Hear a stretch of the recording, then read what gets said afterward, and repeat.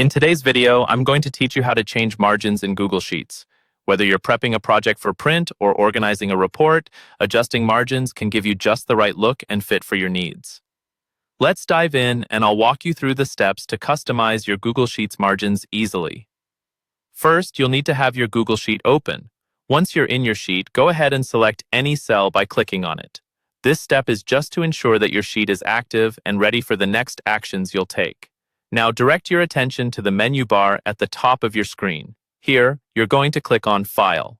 The File option is your entry point to many of the document settings you might need to tweak or customize along the way. After you've clicked File, look for the Print option. Clicking on Print will open a print preview of your document and also bring up a variety of printing preferences and settings we can adjust. Within these print settings, you'll find a section dedicated to margins. Generally, it defaults to a preset margin type, but you'll have the option to modify this.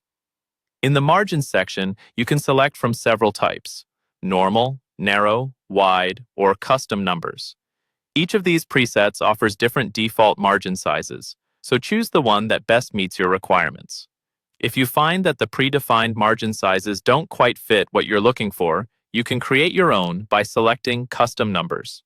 This option allows you to have complete control over how your spreadsheet will be laid out.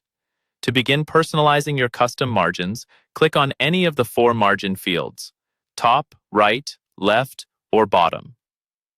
This way, you can set specific measurements for each side based on your layout needs.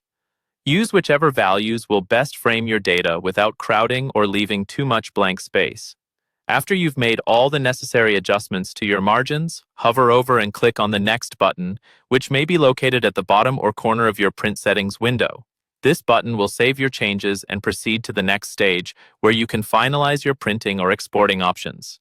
And there you have it. You've now set customized margins for your Google Sheets, tailored no matter what purpose you're planning to use them for.